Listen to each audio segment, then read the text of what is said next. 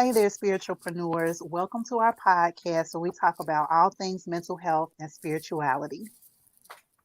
Oh, hey y'all, sorry, my internet is hilarious today. That is right.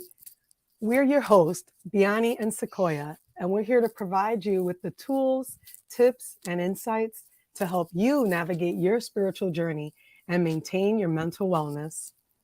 As millennials, we understand the unique challenges that come with balancing our spiritual practices with our everyday lives. From managing our careers to building relationships, it can be tough to find the time and energy to prioritize our mental and spiritual health. But that's where we come in.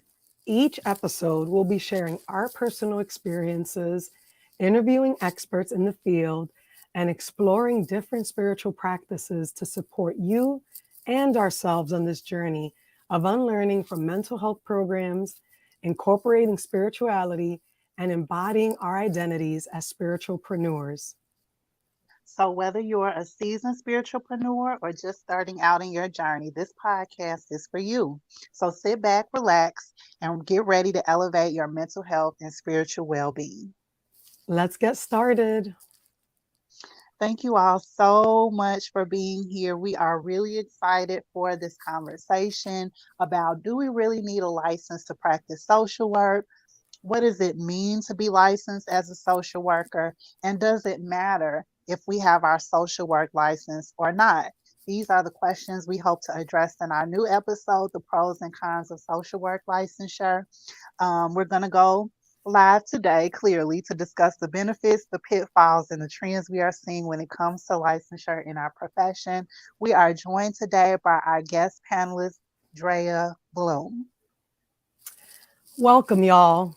Reclaiming Soul Work is a heart centered podcast by two queer Black femme healers and spiritual social workers who explore the intersection of magic, spirituality, mental health, and everything in between. My name is Biani. I use she, ella, they pronouns. I am a Black Dominican non binary therapist, tarot reader, writer, mama of three, and I am here with y'all. Excited to talk about licensing. Um, and it's funny because I want to be like, hey, Virgo sun, Cancer rising, Aries moon. And I feel like I'm really biased when it comes to licensing. And I just want to own that. Um, I am really clear about my position around licensing. Um, but yeah, I want to also acknowledge the land that I live, work, and play on, the Lenape-Hoking land, also known as Philadelphia. And I'm grateful for the stewards of the land. I'm grateful to be here with you all. And yeah, that's what I'm bringing in today. What about you, amiga? Thank you so much, Biani. As mentioned, my name is Sequoia. I use she and her pronouns. I am currently in Anchorage, Alaska on Denaina land. My big three are an Aquarius sun, Aries moon, Libra rising. Um, I am a therapist, an artist, a business owner. Um, and yeah, I would say today feeling a lot better. The weather is really nice where I'm at. The sun is shining, so that's always good. I was just about to say, But I cannot believe how much our like astrology like kind of aligns because I have a mm, Libra stellium and you're a Libra rising. I'm just like, ah. And it's kind of funny. I know, like, probably when y'all listen to our episodes, I'm always like, oh my gosh, Sequoia and I are so, we're like a match made in heaven. But oh, astrologically, it's so, it kind of sings that same tune.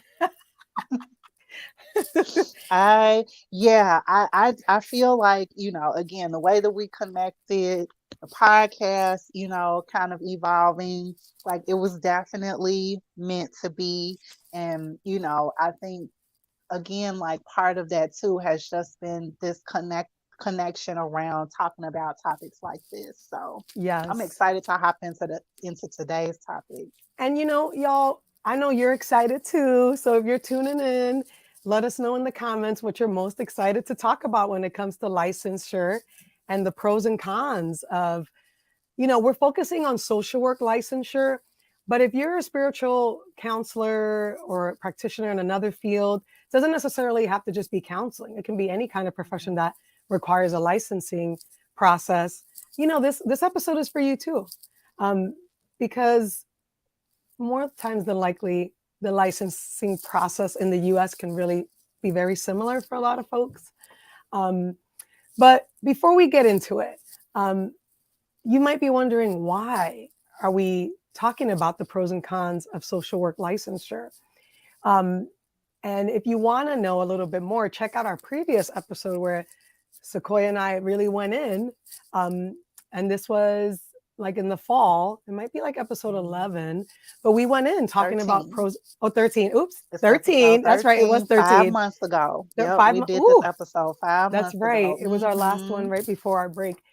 And, we think this conversation is so important, y'all, for so many reasons. The process of licensing as a social worker is a lot. It's a lot. And it can bring up so many feelings for us, and even just our experiences with the licensing process. Whether you decide to get licensed or not, it impacts all of us.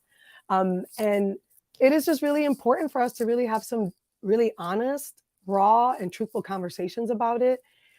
And we also believe it's really connected to unlearning, because part of this conversation, and as you all know, if you've been watching us, supporting us from the beginning, that unlearning is really one of a very important part of our pillars and core values. And, for us, it's like, listen, if you're going to get licensed, please do your due diligence. Please go in with awareness. Try not to do it really mindlessly, because this process can take a toll. And we want you to really be honest with yourselves, learning, unlearning, and relearning, so that you know what you're getting into. It sounds really ominous the way I said it, but so you know what you're getting into. What about you, Sequoia? Why do you feel like this topic's important? Yeah, thank you for that. And no, I appreciate just the disclaimer. Like I heard like a disclaimer, when you were talking about, making sure that you basically do your research.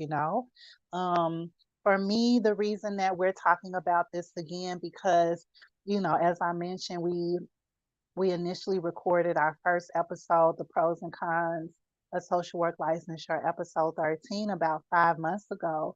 And, in that we had segments very similar to today's podcast and setup, like what does it mean to be licensed, some of the benefits and the pitfalls, and then the trends. And I feel like it's important for us to keep talking about the pros and cons of social work licensure, mainly because of the continued alignment and topics around the trends that we mentioned. So, seeing like, I'll say mental health professionals, right? Social workers, counselors, marriage and family therapists, like however you identify, right? So the trend of mental health professionals moving into coaching, right? Like we still see that is a thing. People are talking about that, so it's definitely important for us to keep updating folks, that this is absolutely still a thing. I also feel like this conversation about licensure is important this time of the year because we have so many graduates, upcoming graduates that will be coming out of their MSW program soon. And so, you know, bringing this topic back to the forefront, especially around this time of graduation, I think is really important because again, we're talking about not the process of licensure, but and I haven't figured out a good way to to label some of this, but like the philosophical meaning of being licensed or just like really understanding what it means. I think I rambled enough. That's It it. was not a ramble. It was not a ramble, but yeah, it's true. What does it really mean? Um, absolutely. So let's get into it. We're about to start, and we want to invite our amazing guest, Drea Bloom. Drea Bloom is a trans woman, a licensed clinical social worker, a psychotherapist, educator, and workshop facilitator. She's also really passionate about all things tarot, and she's dedicated to creating spaces for therapists who love tarot to nurture their love and put it into clinical practice when it comes to working with their clients. Andrea loves to write, and she has some amazing, amazing books, not just on tarot, but other really amazing, like wonderful topics too. So we are really excited to have Drea come on today to talk about this wonderful topic. Drea, welcome. Yeah, there I am. Hi. Hi. It's wonderful to be here, Sequoia and Biani. Thank you so much for having me. Yes, I'm very, very appreciative. And Thank I'm you so loving much your for like, being here. I'm sorry, but I just want to, your Go background ahead. is like just so soothing. I'll just, Oh, thank you. I mean, if I can't have an office, outside of my home, I can at least have my little nook that I can decorate and yeah, try to get the vibe across the screen. I love that. Love that. Thank you Thank so you. much for being here. As Biani mentioned, um, we kind of started off with a regular kind of bio, but we would love to hear just a little bit more Sure. about yourself. If you want to give us like some fun facts, I'd love to hear that too. Anything from like your favorite food to, you know, a podcast that you've been listening to recently, whatever feels good. Oh, thank you. So I will say, so she, her pronouns, and I'm in Durham, North Carolina, and just want to honor the Lumbee as far as the Native American land that we're on. Um, and gosh, where to begin? I feel like my life is like there are these big chapters in my life, and I just started a new one. I had been living in Southwest Virginia, in Roanoke, Virginia, for over 20 years, and that's where I started my journey in social work. But before that, I had another life teaching English as a second language. So I guess a couple fun facts would be I spent a year living in Japan, little mountain village, um, surrounded by cabbage fields. I was the only gaijin for miles and miles. So I got to teach all the little teeny weeny kids, all the way up to college kids, English. And I lived in Thailand for just about 2 years, in northern Thailand, teaching English as well, and Australia for 6 months. And I lived in Hawaii also for a bunch of years. I went to grad school in Hawaii and lived in Waikiki for a bit. Yeah, I kind of had this life where I was seeing the world, but I love teaching. I really love teaching. And then my ex-wife had got a job as a professor in Roanoke, and that's how we ended up. She's from LA. I'm from outside of New York City. So it was a big culture shock.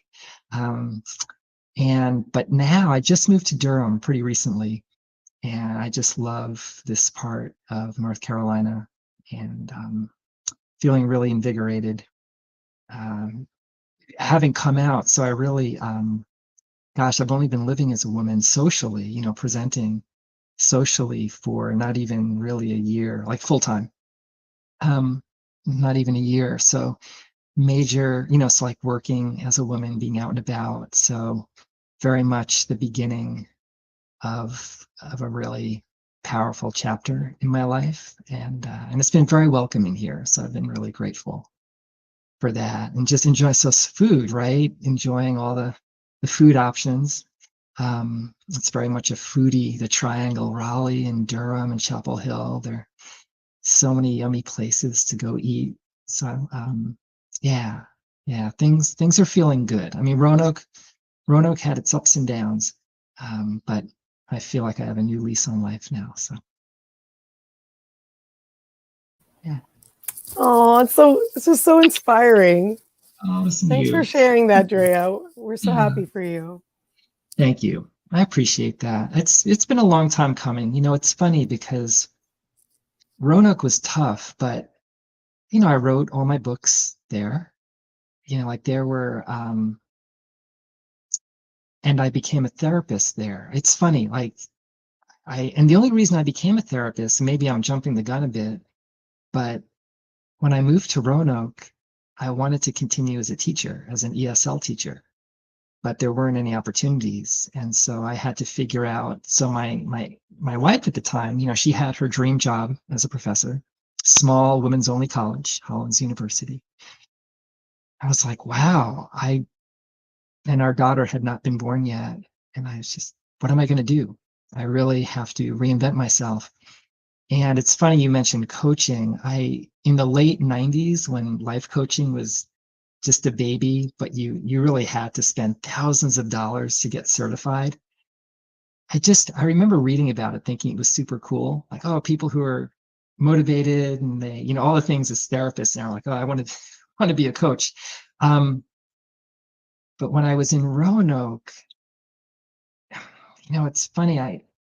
Well, actually, the real story is that I met this woman who was going to get her MSW, and she said, "Oh, you should apply. I'm going to go next year get my MSW. There's always work if you're in social work."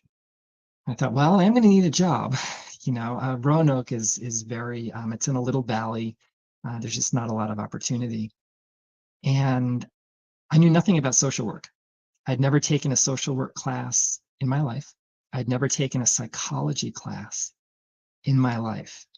And the way that it had, but I thought, okay, this, social work is about social justice. And that being connected to the transgender community, I was very much in the closet to myself, but I was still kind of sublimating things, very interested in gender diversity, especially cross-culturally, like the connection between gender diversity and shamanism, indigenous healing traditions. But I thought, yeah, maybe I can work with the trans community.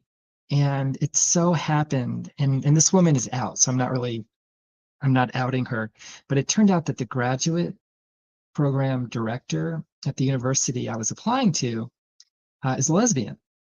And we ended up becoming great friends, but I met her for the first time. I'm like, I want to apply. I need an MSW. I don't have any experience, but I did, so I had written one book, which I didn't really write. It was an oral history collection. So when I lived in Hawaii, well, I wrote it in Roanoke, but when I lived in Hawaii, and this is in the late 1990s, and it really struck me how people were writing about the trans community who are not transgender. And when I was in Hawaii, I realized, like, holy moly, there's this incredible indigenous tradition of gender diversity in Hawaiian culture. And nobody knew about it. Like, there was just nobody was talking about it, nobody was writing about it. Like, people, and there was a lot of prejudice in Hawaii against people who are transgender. Women um, most trans women that I knew had to be in the sex industry, they were doing sex work because that was the only way they could make a living in the late 90s. And I thought, oh, I love oral history. Like, I love listening to stories. What if I just collected people's stories and then put them together, and then maybe other people can learn more about what it means to be trans in Hawaii and learn about this incredible indigenous tradition, actually, that nobody is talking about outside the Hawaiian community. And so I did that, and I self-published this book. And that was the book that I gave to the graduate program director. I'm like, well, I don't have any of this experience, but I'm really dedicated to wanting to serve the trans community. And like, this is what I've done about it already. And so somehow I got into the program, and yeah, spent 20 years doing all sorts of social work and writing my books, trying to make the best of Roanoke. And yeah, that chapter has just ended. We really love hearing about people's origin stories to social work. And it really Yeah. feels important that, like, the work you were doing was social work already, and I'm glad that you were able to share that with this director. And Sequoia and I talk about it in our earlier episodes. It might be like the earlier episodes, our first three, where like what brought us to the field, like our origin story. And I'm so glad that you're sharing it, because we hope those who are listening can think about their origin story. Like, even if it feels like you fell into it, it was not like a fall in kind of thing, right? Like, you were already kind of doing social work, right? Yeah. Like, even in your, and being in communities and listening to their stories and elevating their stories, right? Like that. I mean, I feel like a lot of important social work is done through like really respecting and honoring people's stories. So yeah, I just really appreciate that. And maybe this might help us kind of tell us a little bit about the work you're doing right now, because it sounds like your 20 years were filled with a lot of teaching, writing, therapy. So what does your work look like right now? Yeah, thanks for asking. And it's funny because even though I wouldn't have chosen to be a social worker, I'm glad, and we'll talk about licensure, but I'm glad that it's really worked out, because I've always wanted to teach, and in the end, because of all of my experience as a social worker and as a therapist, I've been able to teach. And so I've taught as an adjunct for many, many years. And now I think the problem was I was never showing up fully as myself. And especially with tarot, because Roanoke is, we're right down the road from Lynchburg, from Lynchburg and from Liberty University, right? So very Christian, very fundamentalist, Christian part of Southwest Virginia. And so tarot is very under the radar. And moving here, what I'm really focusing on is not only as a therapist, but also as a workshop facilitator and as someone who leads retreats where people can really go in depth. But it is combining tarot with healing, but clinical work, like that if you're a therapist doing therapy, you can integrate tarot cards into your practice, and that is okay. So I feel like that's a big flag that I'm waving. So I'm doing a lot with that. A woman named Rebecca Bloom and I just last month in April co-led a retreat outside of Seattle for therapists wanting to learn more about integrating tarot into their practice. And so we'll be doing more both as a pair as well as individually. We're going to be doing a lot in terms of retreats. Just giving people the chance to come together in community. I feel like it's really powerful to be able to do that. So I'm doing, I'm really focused on that. I'm also working for a small company that offers CEU trainings. So I'm doing a lot of online uh, PowerPoint trainings, which I never thought I'd be into, but actually I'm enjoying creating content and sharing. Like I'm doing trainings on all sorts of fun things. And so I'm spending a lot of my time doing that and reading tarot. I've got one day a month. I'm sharing an office with Jenna Matlin, who's an amazing tarot card reader who's based like down the road. And so focusing on my own kind of mini career as a tarot card reader.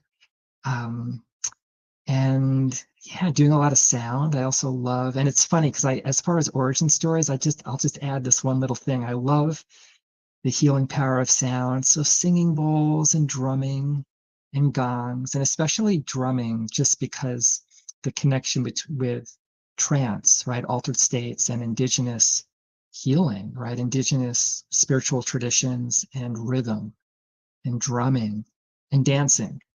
And I'll never forget. So one of the things that really excited me, because I really didn't know a lot about social work or doing therapy. So I mean, again, it all worked out in the end.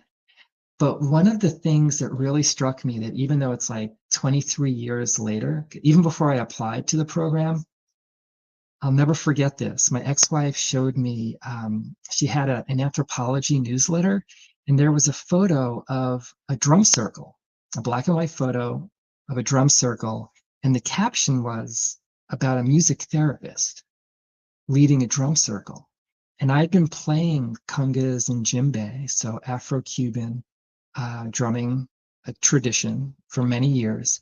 And I had no idea that you could be a music therapist. Like, oh, you can actually use music in drumming in a clinical setting. Like, it was so mind-blowing to me that I still, all these years later, remember it so clearly. And even though I never became a music therapist, I still ended up, I think because of that, that really inspired me. Because even though I was very committed to serving the trans community, I also I ran a lot of drum circles. And when I worked at my first agency, Community Service Board, I brought in rhythm circles to that environment. So so now I'm doing a lot more with gongs and singing bowls, but still the sound piece is something that probably wouldn't have connected with if I hadn't spent time in Roanoke, certainly. Yeah. Thank you for that. So why don't we kind of move on to the heart of our conversation today? And I also like just appreciate you sharing your story, because I'm kind of seeing this trajectory of like you becoming a fully embodied practitioner, like in alignment with what you've been called to do, like for yourself, like what's interested you. And for the people that we do this podcast for, it's really about helping folks really reclaim, like their authentic selves in this work, and not feeling like the spiritual doesn't belong in our work. And when we think about the spiritual, we're thinking holistically. So music, sound, movement, tarot, yoga, divination, right? Like that, all those things are a part of our healing practices. And so it's really lovely to hear your story. So our first question, what does it mean to you to be licensed as a social worker, Drea? Well, it means a big headache. I'm like, I mean, so it means that I can be in big trouble, right? It means that somebody can make a complaint against me super easily, even if they're not a client. That's happened to me twice in my career, where I've had the parents of an adult trans client who were pissed that I was writing a letter for hormones take out their anger on me by filing a complaint, which, the board has to take seriously until they throw it out. But, you get subpoenaed and there's an investigation. So I really hate the fact that any jerk can make my life and my clients' lives, right? And confidentiality goes out the window. And I understand, I mean, what's funny to me, and I'll just say, I hear so many horror stories about therapists who should be reported, right? Who never reported. And then, I don't know, so I don't like that vulnerability, you know? I understand it's to protect clients, but I still, I've suffered because of a jerk taking advantage of that. And we know that it's completely racially biased. I think, right, that research that came out as far as the licensing exams, right, as far as African Americans and just rates. So, I think the system it's to keep people out, right? So to keep people from other states out of the state. It's to keep, you think about where social work comes from racially, right? As far as these rich white women taking, wanting to take care of poor, of poor people. That being said, though, I mean, because I do have a license, I can write letters for gender affirming surgery. Like if I gave up my license, yeah, I'll give up my license. I'll get rid of the headache. I can't write those letters anymore, and that's actually a big part of my practice is writing gender, letters for gender affirming care. And it's like if we threw gender dysphoria out of the DSM, then insurance wouldn't pay for it. So it's like, and what else? I think, and I love teaching. And so I'm able to get people to come to my workshops or retreats because I can offer CEUs, and I can only offer CEUs because I'm licensed. So I recognize that operating within the system grants me certain privileges. but it's also, yeah, I'll just say that, like any system, right? It's not necessarily, I mean, I'll give a good example because I mean, we were talking about, right, moving to North Carolina, and I had to transfer my license from Virginia to North Carolina. And you would think because there is a shortage, right, like you need mental health practitioners, that the process of, especially a state that's adjacent, like this must happen all the time. It was such a pain in the butt and so convoluted. And you know, I had to get 3 character references. I had to ask 3 people. Even though I've been doing this for over 20 years, and they couldn't do it electronically. It was like, okay, Biani, I'm going to send you a self-addressed stamped envelope with this piece of paper. Could you please fill it out and then mail it to the board? Right? It was really quite old-fashioned, and I thought a little demeaning too. I'm like, really? I have to like 3 character references? What am I, like, applying to college? Getting a recommendation letter? Anyway, so there is this weird power over dynamic that I think it's almost adversarial, right? The board, the licensing board, and then the actual clinicians. Sometimes I feel that way. So maybe my final word, it's fraud. It's a very fraught issue, this idea of licensure.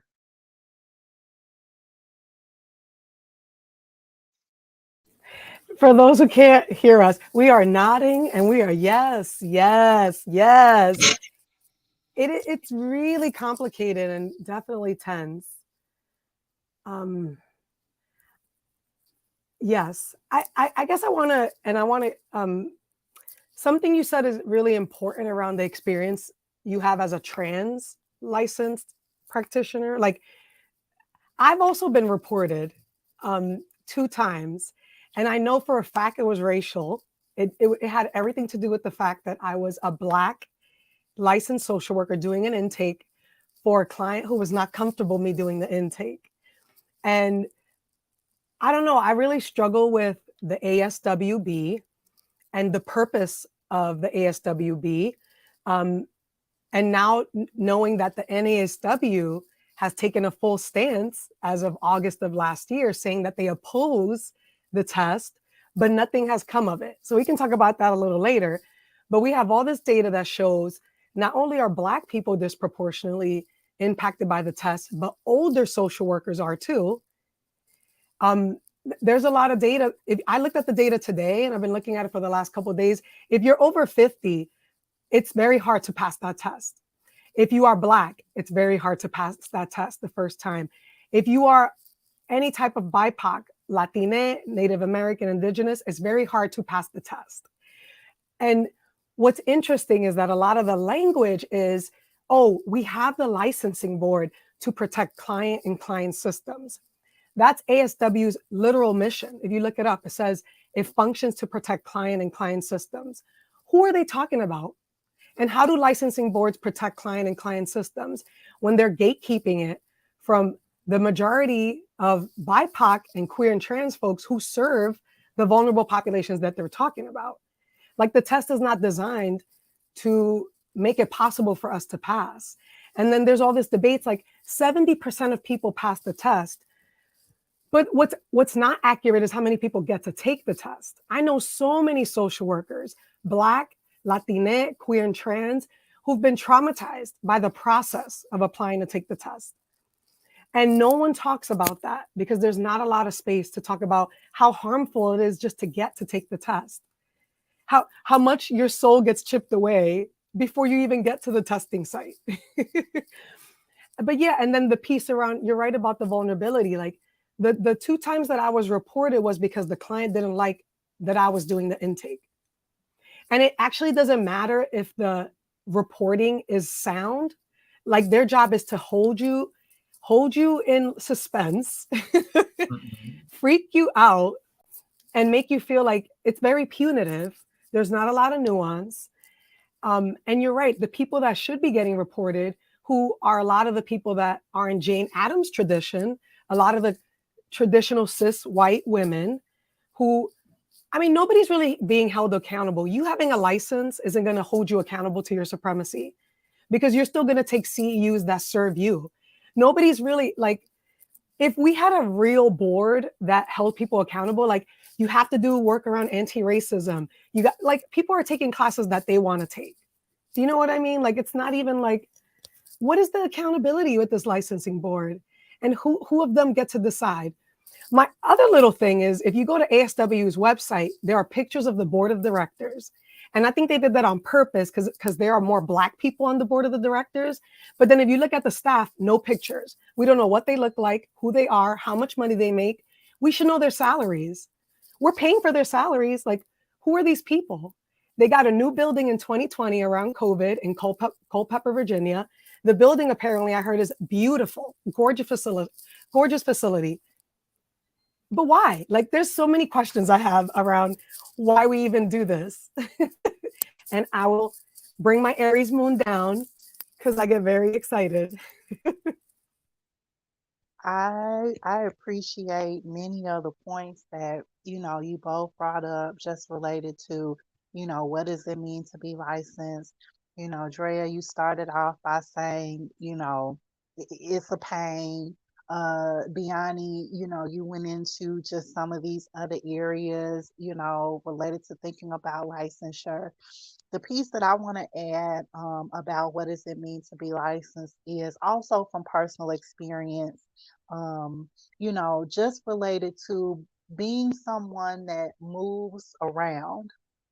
Um, it is very difficult, not only like, and we talked about this a little bit offline, um, going to a different state if you're licensed and reciprocity and the application process for that.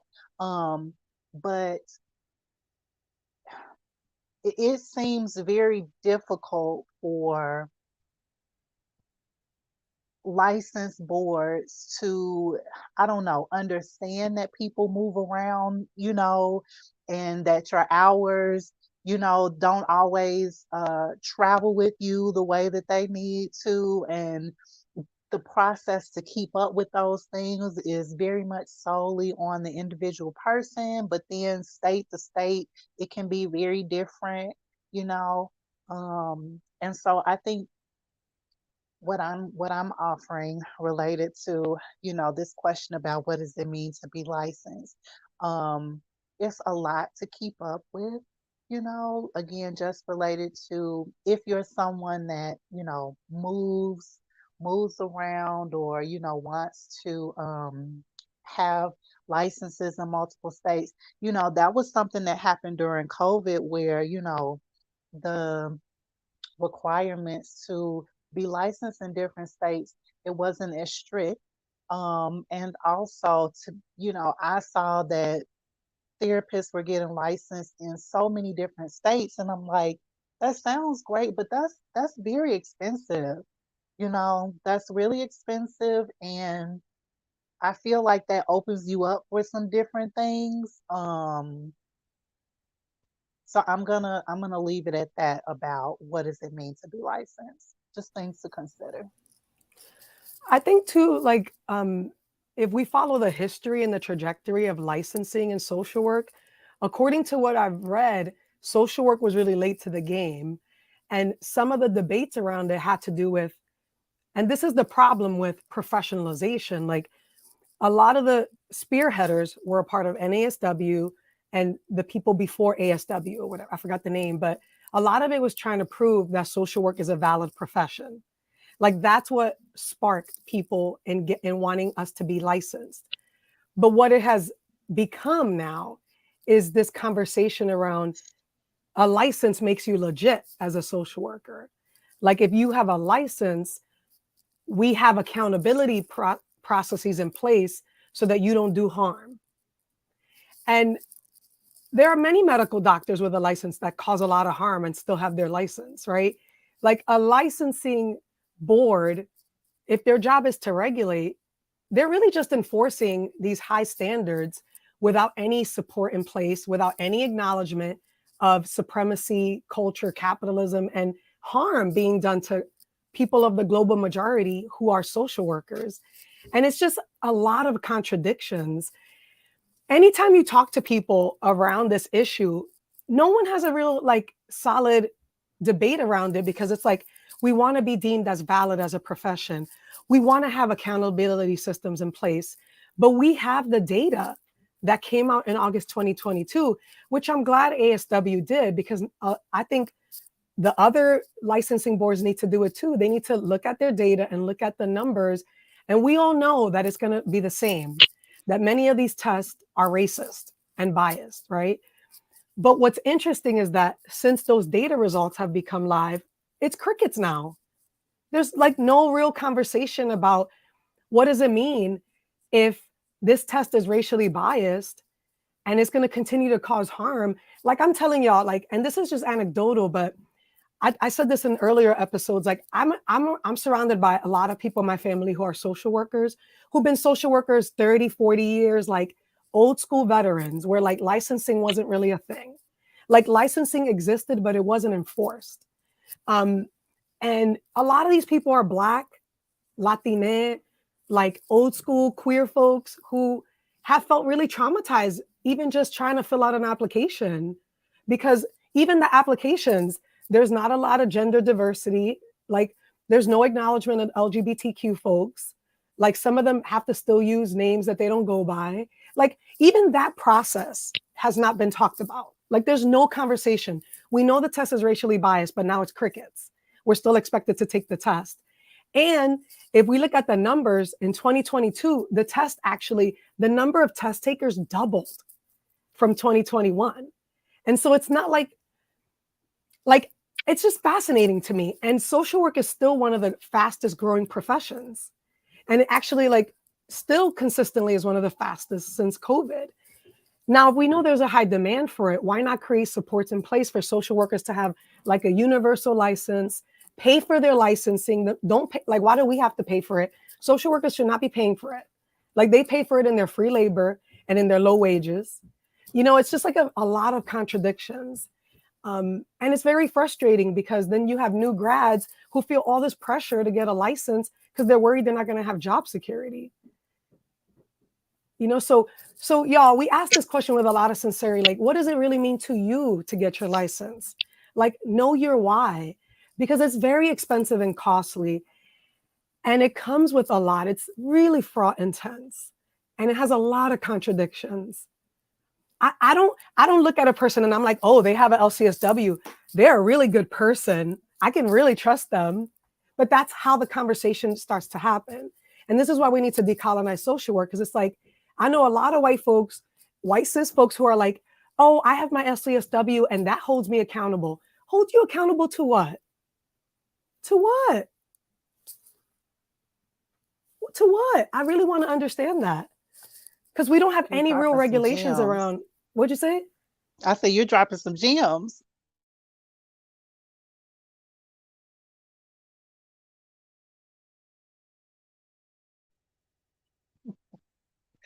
For folks that are just listening to this, we're again, we're all like taking a moment to shake our head, you know, and say as we're muted. Uh Again, I feel like this is a really good conversation. And definitely, you know, why we want Andrea to come on and have it with us, because I think that just bringing in more perspectives about what does it really mean to be licensed is really important. And I want to offer, that we kind of get a little bit more into this identity piece. I feel like, you know, we've each kind of talked about it in a way that segues us into this larger conversation. I kind of brought it up more related to kind of like placemaking, residence, where you are, kind of moving around and things like that. And I would love, to hear from you all just a little bit more about things to know about being licensed and identity. Mm. Well, I'll just say it's what comes, the thing that's coming to my mind let's say my identity is a tarot card reader. So moving away, so just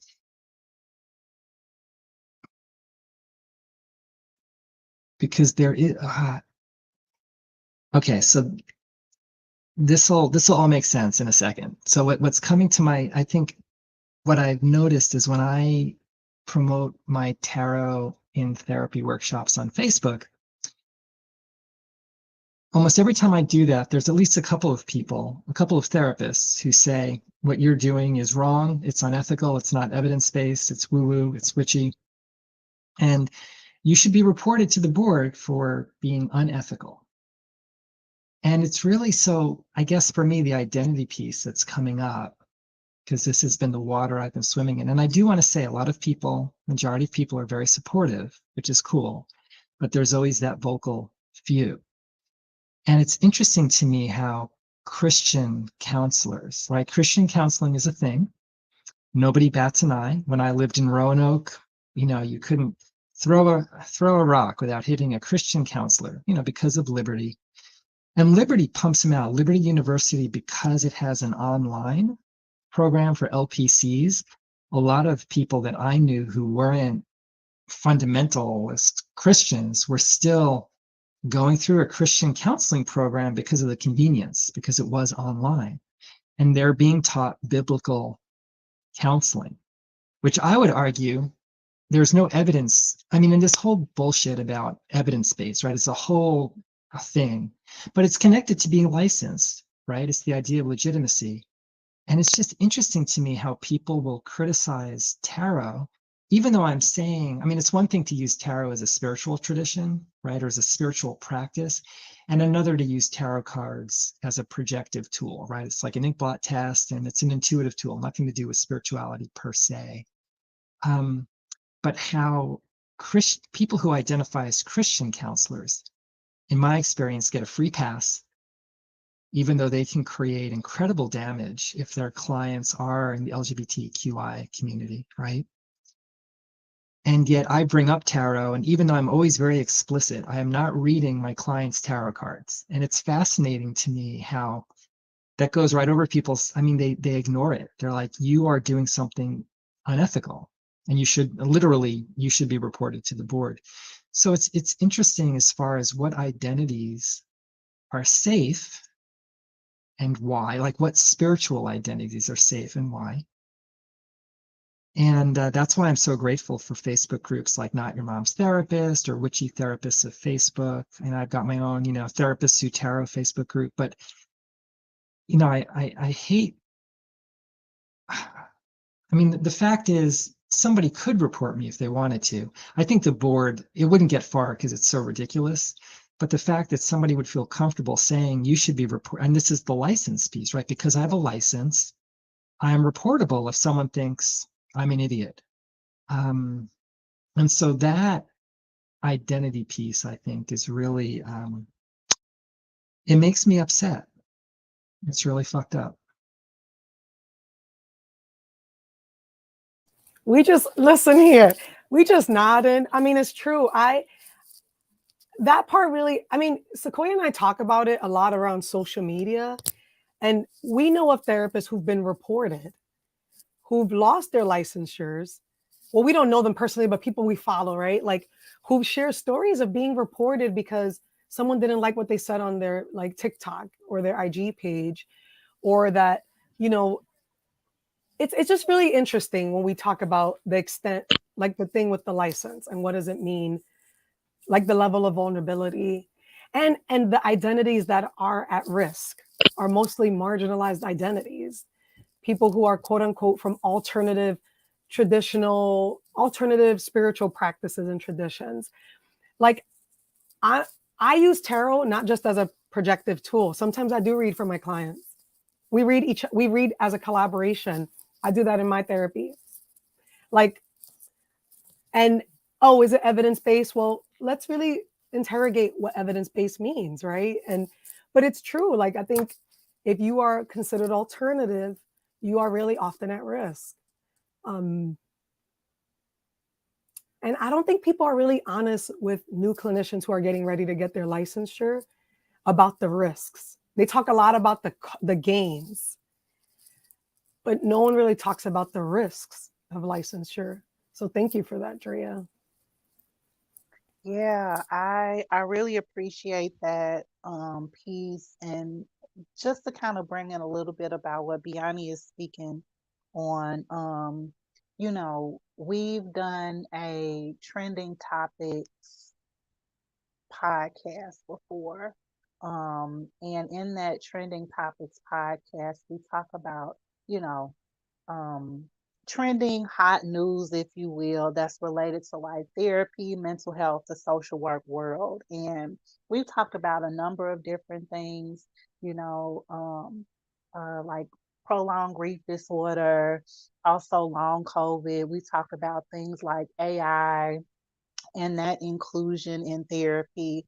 But this piece about identity and being licensed is really interesting because um one of the like social media conversations that has been coming up is circling around like Black women specifically that are therapists, and people reporting them based on things that they're saying on their social media. And it's really, I feel like that is definitely just a larger conversation that we're going to continue to see being had. One, because the internet, social media, TikTok, all of these apps, they're not going anywhere. And we've seen how mental health influence and wellness influence has kind of blown up, you know, within our fields too. And so, I think that there's going to continue, I say all that to say, I feel like there's going to continue to be these conversations about identity, licensure, with this piece about social media and how therapists express themselves on social media and folks weaponizing that. Okay, And I really, think that's what I want who's to say. no, but also holding. And I know for us, Sequoia and I have had this conversation, looking at it intersectionally. Who's most at risk? Like, who's most at risk for that? Because there are a lot of like cis het white clinicians saying a lot of things on social media, and I don't hear about them getting reported. I don't hear about them getting reported. I hear about folks from the global majority, people who live historically, who've been historically oppressed, on the spectrum of race, gender identity, ethnicity, language, right? Like, yeah, it's like it kind of turns into like we're policing each other, like we're each other's cops. And it's so against social work values, but it's so interesting that we use the Yeah. license to like be a cop, like to be punitive and not restorative. Just like it's just really interesting. And I think Mhm. Sequoia's right. We're going to keep seeing this impact. And what Sequoia mentioned earlier too, there is an exodus of folks just moving away from licensure altogether and moving towards coaching or using their skills, because social work is an amazing practitioner field where you have these transferable skills. Yeah. But a lot of people are starting to just be like, yo, forget it. I'm not going to get licensed if I have to go through all of that. I'll figure out another way to help my people to do this work. And I respect that. Like, and I also respect what you're saying too, Drea, around, hey, like this license helps me help people like get gender affirming care. You know what I mean? Like, it's the both and. It's like, it's an important awareness and tool that you're using it for, it's so important. But I Yeah, know, we just, yeah, go ahead. Go ahead. I was gonna say, I appreciate that balance as well, right? And we kind of framed it during our last talk on the pros and cons of social work license as like the benefits and the pitfalls, of licensure. Um, that yes, it does come with these opportunities to be able to support and pivot in ways that, align with the needs of your client and also your interests. And it does come with some things, that you have to consider. This last piece that I'll offer, as we kind of shift into our last little topic and then wrapping up, um, about things to know about being licensed and your identity. Two of the things that I wrote down around this topic were it must have been last Pride Month that I talked about this, either last Pride Month or two Pride Months ago. There was I was at a Pride event, and there, as always during Pride events, there's a parade, and marching in the parade this one year, I won't say what city I was in. Marching in the parade this year was a specific Department of Human Services. And I had such a huge issue with the Department of Human Services being at Pride, knowing that, there are departments there that remove queer and trans youth, from homes, but they're at Pride, having a good time. And so for me being licensed and identity, like that's like those things kind of come up. And then the last piece that I'll offer, as always, is this conversation about being a mandated reporter and, more responsible ways, abolitionist ways to um, think about and practice being a mandated reporter.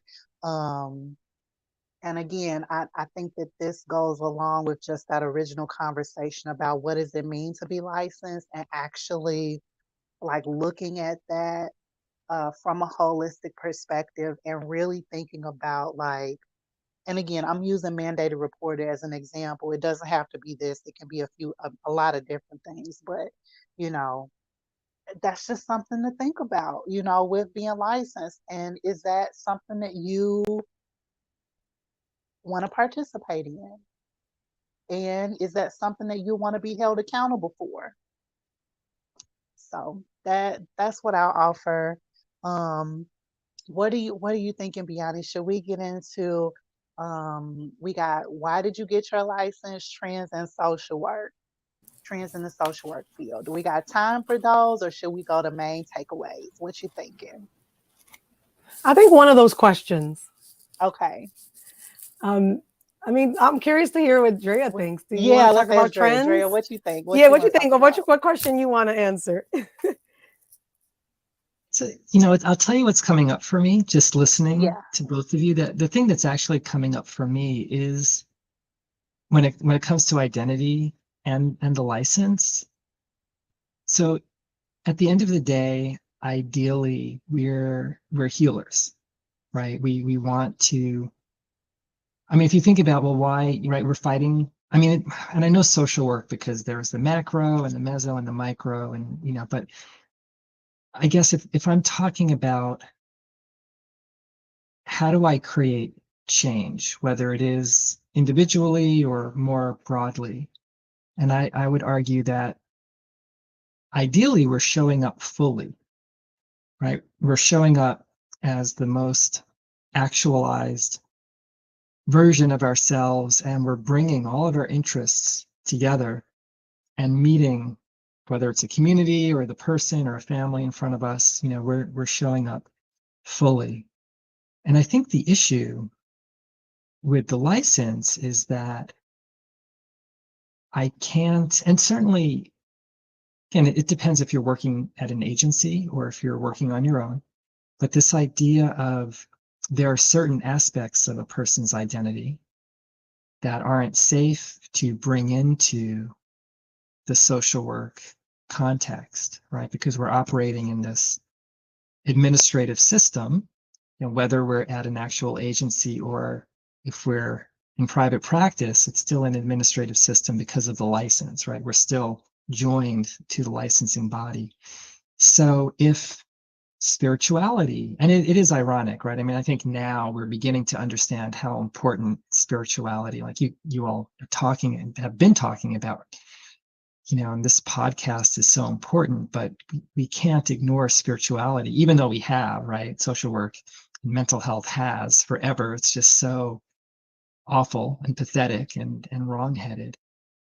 But I think to me, that's the dilemma, because I really can't do my best work as a healer if I can't bring in all of these other aspects of myself that somebody who's all about evidence-based practice is going to be like, no, you can't talk about divination, right? You can't talk about, anything that's not mainstream, right? When you think about, Reiki, when you think about, energy medicine, when you think about, again, using, um, again, anything that's really meaningful to the person themselves, who's the clinician, right? And so I think licensure forces us, and people who have psychic gifts, right? Somebody who, let's say, is very sensitive and, hears voices. Well, God forbid that person is going to bring that up, in a counseling session. And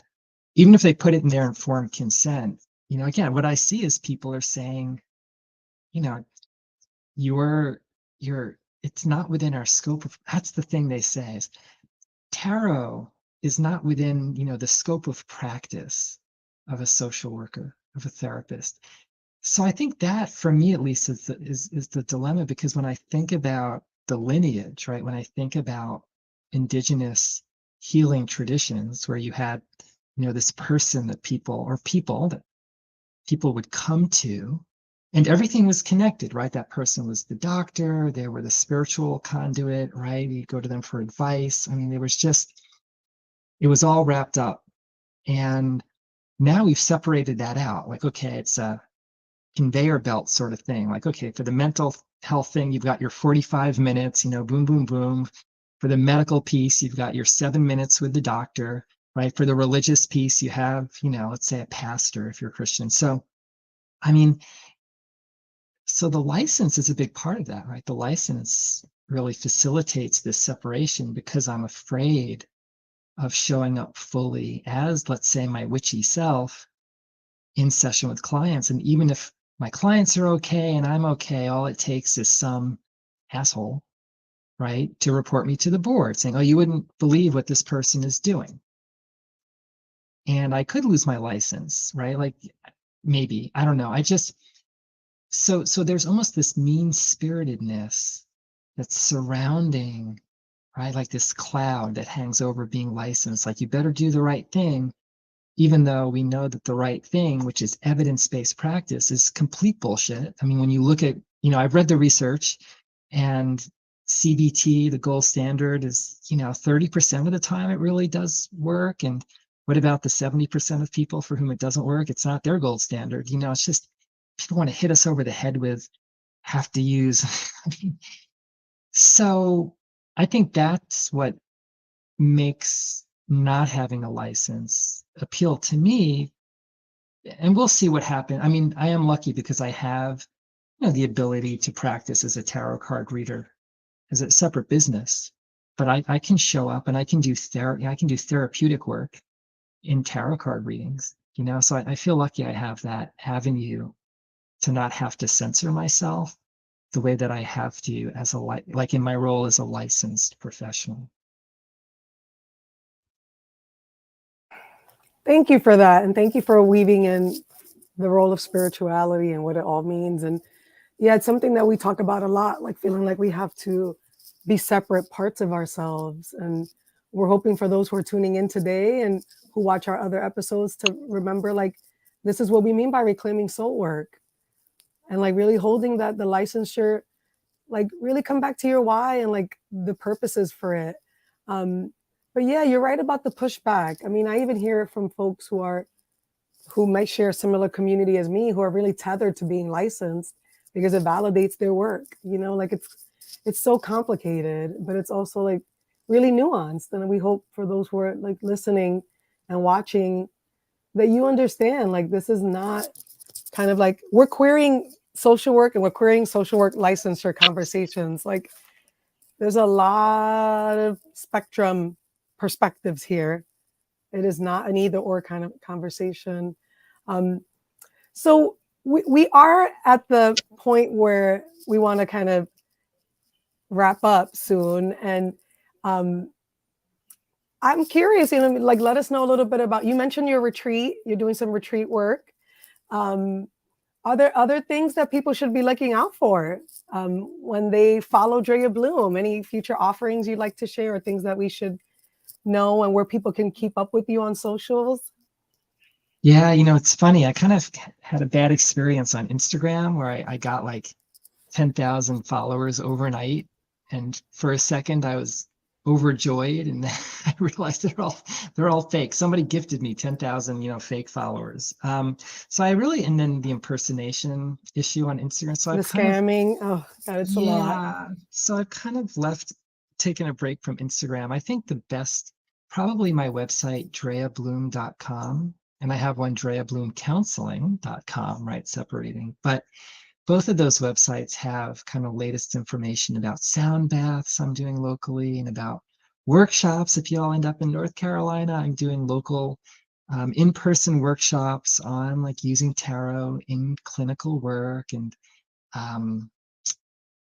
yeah, so I've got all of my offerings on really through my website. And although if you are a clinician watching this who is into tarot, my Facebook group, Therapists Who Tarot, is a great place to be kind of on top of everything that's going on with not only me, but other people as far as tarot-oriented workshops and retreats and books and that sort of thing.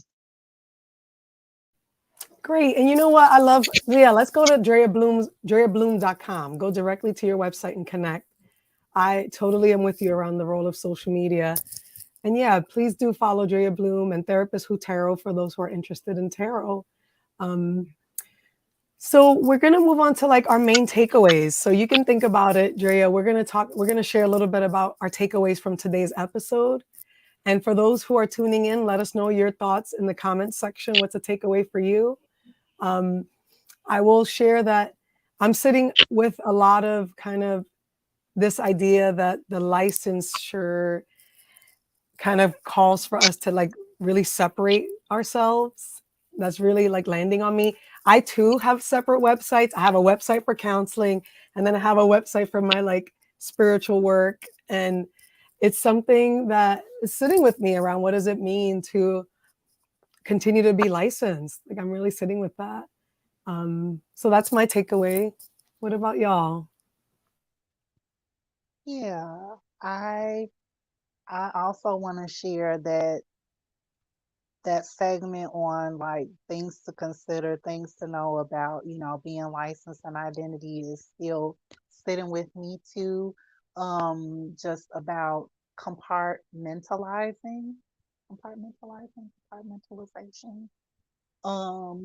That happens with the license. And it's interesting. I didn't talk about it here. I talk more about like queer identity, and things like that. But even in thinking about my values around like Black queer feminism and bringing that in, related to licensure, that is also when we talk about like evidence-based practice and things like that. That's also an area that whenever you talk about those things together with therapy, it's like where's the evidence around that? So um I'm sitting with that, just related to really thinking more about that and integration and embodiment of that and how others may feel, and what other pieces can kind of come up related to identity. That's my main takeaway. Gosh, I'd say my main takeaway is, well, I like, I mean, Biani mentioned queering licensure. Yeah, thinking about just the complexity of it. It does allow us to enter certain spaces that unfortunately we wouldn't be able to enter otherwise professionally. And ideally, we can create change from within those spaces. And we are taken more seriously. But at the same time, I do, trend wise, I think especially younger people, but older people too. Like there's so much hunger for spirituality and for things like astrology and tarot and witchcraft. And again, different depending on our own histories, right? So in our own kind of lineage when it comes to spiritual traditions. And so, yeah, I think the takeaway is that the future is going to be interesting. I think there's going to be a lot more options when it comes to healers because ideally people will be perhaps doing their own thing and they're not going to be bound by the constraints of licensure, and that'll be really good. That'll be good to have access to people who are able to just show up as themselves. Love that, love that, love that. Thank Mhm. you both for just adding, what your main takeaways are. And thank you, everyone, for being with us today. We're going to keep the conversation going. Please share your thoughts and questions in the comment section on the replay. We love to hear from you all. Please make sure to join us in 2 weeks for episode 20, which is Spiritual Practitioner's Answer is Unlearning the Key to Unlocking Your Potential. And that'll be Monday, June 12th, 6 p.m. Central, 7 p.m. Eastern.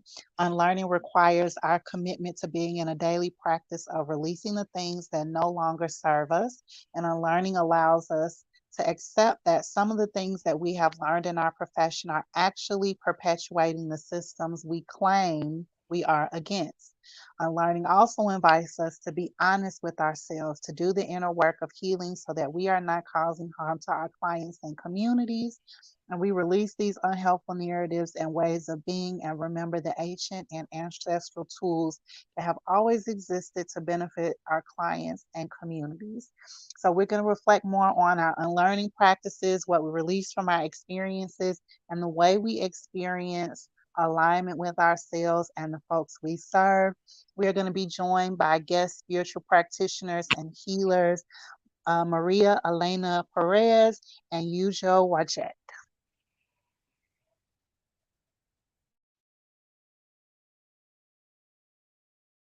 Oh, can't hear you.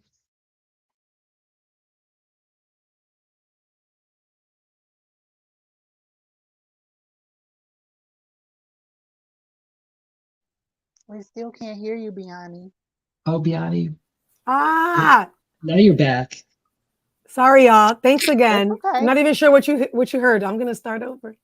Um, Thanks again for being in community with us and supporting a heart-centered podcast by two queer Black femme healers and spiritual social workers who explore the intersection of magic, spirituality, mental health, and everything in between.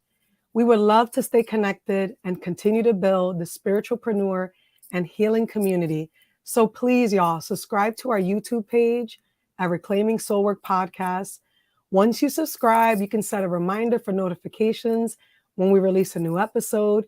You can also sign up to our landing page on our website to be notified of new episodes and future offerings, and also our free monthly newsletter, The First Quarter Moon.